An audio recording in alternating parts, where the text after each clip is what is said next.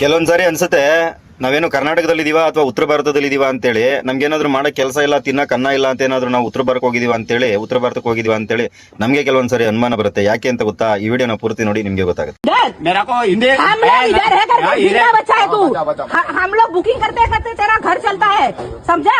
हम लोग बुकिंग करते कर्नाटका में ये बोल के कन्नड़ा ही बोलना पड़ेगा क्या? कौन बोला रे?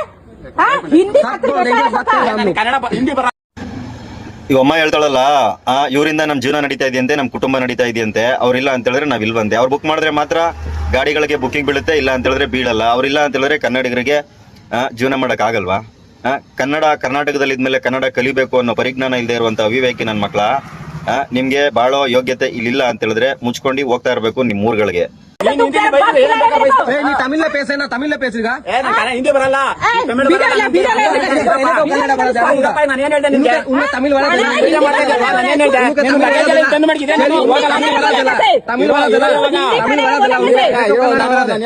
तमिल बरदे तमिल ಯಾವ್ದೋ ಪಕ್ಕದಲ್ಲಿದ್ದಂತ ಒಂದು ನಾಯಿ ಬೊಗಳ್ತಾ ಇದೆ ನೋಡಿ. ನನಗೆ ಕನ್ನಡ ಬರಲ್ಲ, ನಿನ್ಗೆ ತಮಿಳ್ ಬರಲ್ಲ, ನೀನ್ ತಮಿಳ್ ಮಾತಾಡು ಅಂತೇಳಿ ಇನ್ನೊಂದು ಯಾವ್ದೋ ನಾಯಿ ಬೊಗಳ್ತಾ ಇದೆ. ಈ ನಾಯಿಗೆ ಏನ್ರಲ್ಲಿ ಹೊಡಿಬೇಕು ಅನ್ನೋದನ್ನ ನೀವೇ ಹೇಳಿ. ಏನ್ ಭಯಕ್ಕೆ ನನ್ಗೆ ಹಿಂದಿ ಬರಲ್ಲ ಅನ್ಬಿಟ್ಟು ಬಾಯಿ ಬಂದ್ ಬೈದ್ರೆ ನಾನು ಅಮ್ಮ ಏನ್ ಮಾತಾಡಿದೆ ಅದನ್ನ ಊಟ ಮಾತಾಡಿದ್ರೆ ಹೊರತು ನಾನೇನು ಜಾಸ್ತಿ ಮಾತಾಡಿಲ್ಲ.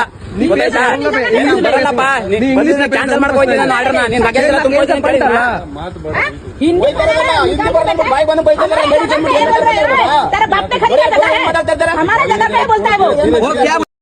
ಆಟೋ ಚಾಲಕನಿಗೆ ಹಿಂದಿ ಬರಲ್ಲ ಅಂತ ಏನಾದ್ರು ಅವ್ರೇನಾದ್ರು ಹಿಂದಿನಲ್ಲಿ ಬಾಯಿಗೆ ಬಂದಾಗ ಏನಾದ್ರು ಬೈದ್ರೆ ಸ್ನೇಹಿತರೆ ಏನೂ ಮಾಡಬೇಡಿ.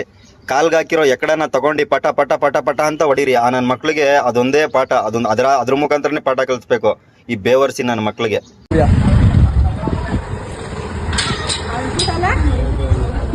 তো গাইস লাফৰা হৈ গ'ল আমাৰ ইয়াত। অটো বুকিং কৰিছিলো, এক্সট্ৰা পইচা খুজিছিলে। কৈ দিয়ক মেম কি হ'ল? हिंदी कनाडा तो बोल रहा है वो इधर। हम लोग जो भी लैंग्वेज में बात कर सकते हैं ऑल इंडिया में। ऑल इंडिया है, ये फ्री इंडिया है। मोदी जी ने कोई भी स्टेट को ऐसा नहीं बोला है, इसी लैंग्वेज में बात करना पड़ेगा। ಎರಡೂ ಭಾಷೆನಲ್ಲಿ ಮಾತಾಡಪ್ಪ ನೀನು. ನಿನ್ನನ್ನು ಯಾರು ಬೇಡ ಅಂದವರು? ನಿಮ್ಮ ಮನೆಯಲ್ಲಿ ನಿಮ್ಮ ಭಾಷೆ ಮಾತಾಡ್ಕೊಳ್ಳಿ, ಹೊರಗಡೆ ರೋಡ್ಗೆ ಬಂದಾಗ ಮುಚ್ಕೊಂಡು ಕನ್ನಡ ಮಾತಾಡಿ. ಇದು ಫ್ರೀ ಇಂಡಿಯಾ. ಹೌದು ಫ್ರೀ ಇಂಡಿಯಾ. ನಿಮ್ಮೂರ್ದು ನೀವಿರೋದು ಇಂಡಿಯಾದಲ್ಲಿ ಅಲ್ವಾ? ಕೀಳಕ್ ಬಂದಿದ್ದೀರಾ ಇಲ್ಲಿಗೆ? ತಿನ್ನಕ್ ಅನ್ನ ಇಲ್ಲ, ದುಡಿಯೋ ಕೆಲಸ ಇಲ್ಲ, ಕೆಲಸ ಮಾಡಿದ ತಕ್ಕನಕ್ಕೆ ಸಂಬಳ ಇಲ್ಲ.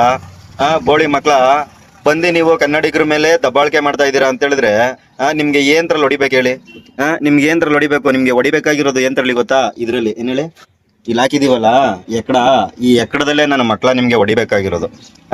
ದೌರ್ಭಾಗ್ಯ, ನಮ್ದೆಲ್ಲ ದೌರ್ಭಾಗ್ಯ ಏನಂತ ಹೇಳಿದ್ರೆ ಸ್ನೇಹಿತರೆ, ಇವತ್ತು ಯಾವುದೇ ಒಂದು ಹಳ್ಳಿಗೆ ಹೋದ್ರು ಸಹ ಹಿಂದಿ ಮಕ್ಳುಗಳು ತುಂಬಾ ಜನ ಆಗ್ಬಿಟ್ಟಿದ್ದಾರೆ.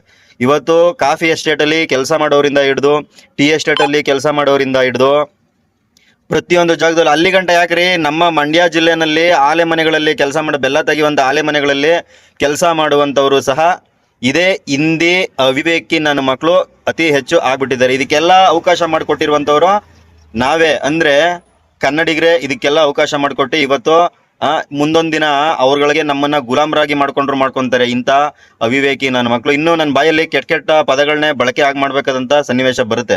ಅಂದ್ರೆ ಅದನ್ನ ನಾನು ಬಳಕೆ ಮಾಡಲ್ಲ, ಯಾಕೆ ಅಂತ ಹೇಳಿದ್ರೆ ಎಲ್ಲರೂ ನೋಡ್ತಾ ಇರ್ತೀರಾ. ಹಾಗಾಗಿ ಇದಕ್ಕೆಲ್ಲ ಒಂದು ತಕ್ಕ ಪಾಠ ಕಲಿಸ್ಲೇಬೇಕು ಅಂತ ಹೇಳಿದ್ರೆ ಸ್ನೇಹಿತರೆ, ಕರ್ನಾಟಕದಲ್ಲಿ ಕನ್ನಡ ಪರ ಅಂದ್ರೆ ಕನ್ನಡಿಗರಿಗೋಸ್ಕರ, ಕನ್ನಡಕ್ಕೋಸ್ಕರ ಕೆಲಸ ಮಾಡುವಂತ ರಾಜಕಾರಣಿಗಳು ಬರಬೇಕು, ಅಧಿಕಾರಕ್ಕೆ ಬರಬೇಕು ಅನ್ನೋದಷ್ಟೇ ನನ್ನ ಉದ್ದೇಶ.